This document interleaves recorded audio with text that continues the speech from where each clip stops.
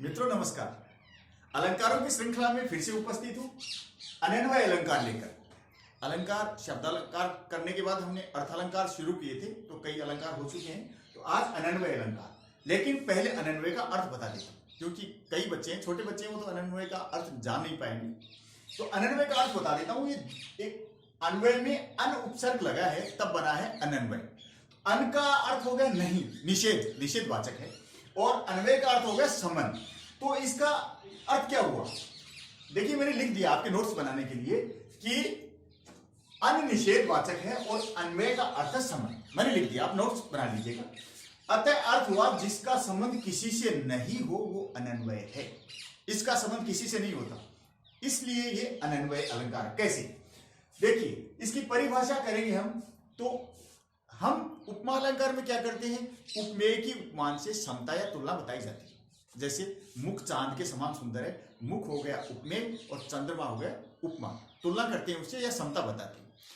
फूल से तुलना करते हैं या समता बताते हैं। लेकिन यहाँ क्या होता है, मुख, सीता का मुख सीता के मुख के समान ही है, मुख के समान ही सुंदर है। तो यहाँ क्या हो गया कि हमें एक ही उपमेय मिला और एक ही उपमा। ऐसे सीए मुख सीए जैसा ही है, ऐसा अगर हम कहीं ध्वनित करें या कहीं हमें प्रकट होता है तो वहां अनन्वय अलंकार है। देखिए उपमेय की परिभाषा देख लीजिए। उपमेय की समता में उपमान न मिलने पर, उपमेय की समता में उपमान न मिलने पर उपमेय को ही उसका उपमान बना दिया जाए।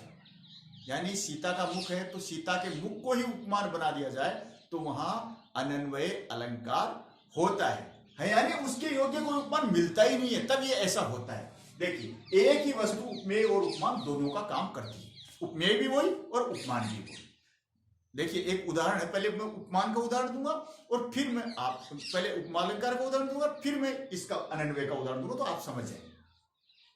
सूर सूर तुलसी शशि उड़गुन के सवदास, अब के कवि खद्योत सम जय तय करते प्रकाश। सूर सूर यानी सूरदास जी सूर्य के समान है, तुलसी शशि तुलसीदास जी चंद्रमा के समान है, और आज के कवि हैं किसके समान है, आज के कवि ये आपके छोटे मोटे नक्षत्र है ना, उनके समान है, जुगनुओं के समान है। थोड़ा बहुत प्रकाश करते हैं, जहां तहां प्रकाश करते हैं, ठीक है, छोटे मोटे उल्का पिंड, छोटे मोटे ऐसे जुगनू भी समझ लो आप, तो ऐसा प्रकाश करते हैं। तो ये अलंकार हो गया कौन सा, उपमा अलंकार। अब इसी को देखो दूसरे तरीके से कहा है, मैं आपको बताऊंगा बाद में। तुलसी कवि तुलसी सरिस सूर सूर समजान, केशव तुल्य है ये सब आप समान। दो हैं, तीनों का नाम है फिर से, केशव का भी है, तुलसीदास जी का भी है और सूरदास जी का भी। लेकिन इसका अर्थ क्या है, देखिए मैंने नीचे उदाहरणों में लिख रखा है, आपको बाद में बताएंगे। इसका अर्थ क्या है, तुलसी कवि तुलसी सरिस, तुलसीदास जी के ही समान है। पिछली बार हमने क्या, शशि के समान है ना। और सूर सूर समझान, यहाँ सूर्य का, सूरदास जी को किसके समान बताया, सूरदास जी के समान है। यहाँ सूर्य अर्थ मत लेना, सूर सूर समझान। और केशव तुल्य है, केशवदास जी के तुल्य है। ये सब आप समान, ये सारे कवि हैं ना, इनकी उपमा नहीं दी जा सकती, ये सारे स्वयं के समान ही हैं। तो यह अनन्वय अलंकार हो गया। मैं समझता हूं ये दो उदाहरणों से आप समझ गए। चलिए फिर बात करते हैं। तो एक ही वस्तु उपमेय और उपमान दोनों का काम करती है, तो वहां अनन्वय अलंकार होता है। अब मैं उदाहरणों के माध्यम से एकदम स्पष्ट कर देता हूं आपको, और आपको स्पष्ट हो भी जाएगा, ठीक है। अब देखिए, सुंदर नंद किशोर से सुंदर नंद किशोर, नंद किशोर श्री कृष्ण जी की बात है। श्री कृष्ण जी सुंदर हैं। देखिए यहां वाचक शब्द कैसा है, वाचक शब्द तो ऐसा लगेगा उपमा अलंकार ही। से सो, यद्यपि यह दुर्बल भारत है पर भारत के सम समान सदृश, और तुलसी कवि तुलसी सरिस, ये फिर हो गया।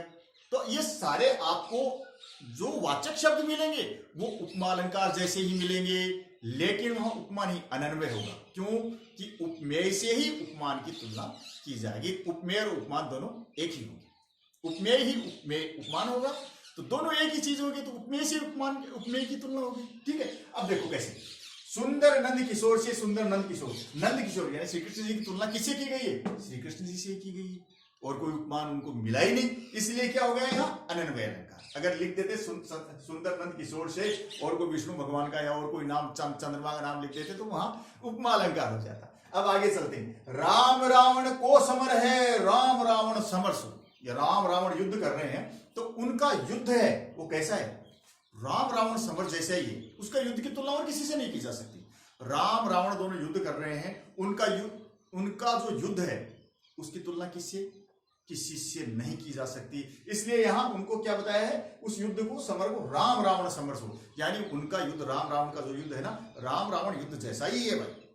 कह देते हैं अरे भाई अमिताभ बच्चन तो अमिताभ बच्चन ही है, यानी अमिताभ बच्चन की तुलना और किसी से नहीं है। अमिताभ बच्चन यानी और अमिताभ बच्चन जैसा और कोई नहीं है। ऐसे ही लता मंगेशकर जैसा तो लता मंगेशकर ही है।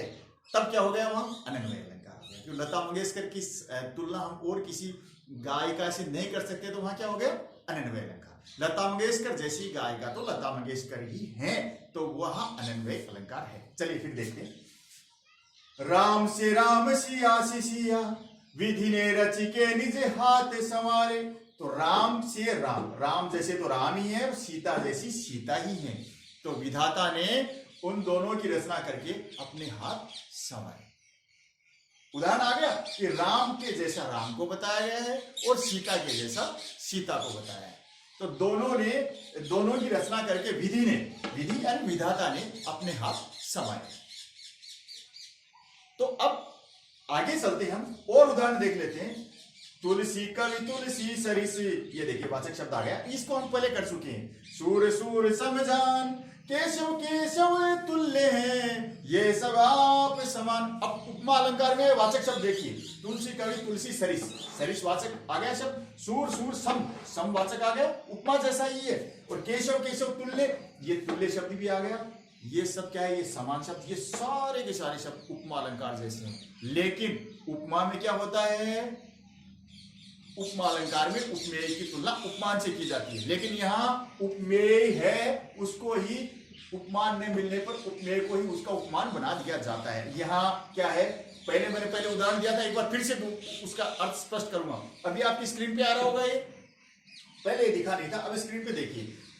ये पहले दोबारा बोलता हूं, वो पहले वाला उदाहरण जो मैंने कहा था, पहले जो उपमा अलंकार का, कि सूर सूर तुलसी शशि, सूरदास जी सूर्य के समान है, तुलसीदास जी शशि चंद्रमा के समान है। उडगुन के सविदास, तो और उल्का पिंड की तरह केशव जी है, जो और नक्षत्र है ना, जो आकाश में और नक्षत्र है उनकी तरह, उल्का पिंड नहीं कह, नक्षत्र कह दूंगा, तारे हैं और तारागण हैं, उनकी तरह केशवदास जी। उडगुन केशवदास, अब के कवि खद्योत्सम, और आजकल के जो कवि है ना किसके समान है, आजकल के कवि हैं वो जुगनू के समान है। जह तह करत प्रकाश, जैसे जुगनू यहां प्रकाश छोड़ दिया, यहां ऐसे वो जुगनू चमकता हुआ लगता है।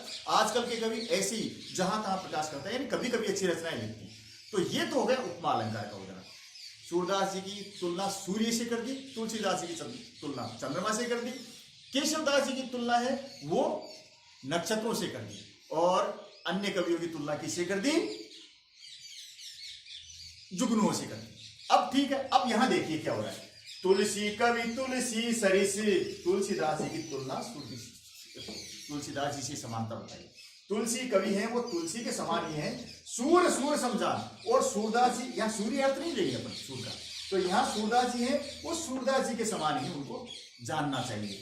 और केशव केशव तुल्य हैं, और केशवदास जी तो केशवदास के समान ही हैं। ये सब आप समान, ये सब आप खुद के, आपका मतलब यहाँ आप नहीं है, यू यू नहीं है, आपका मतलब स्वयं है। ये सब आप समान, यानी ये खुद के जैसे ये ही है, इनके जैसा कोई दूसरा नहीं है।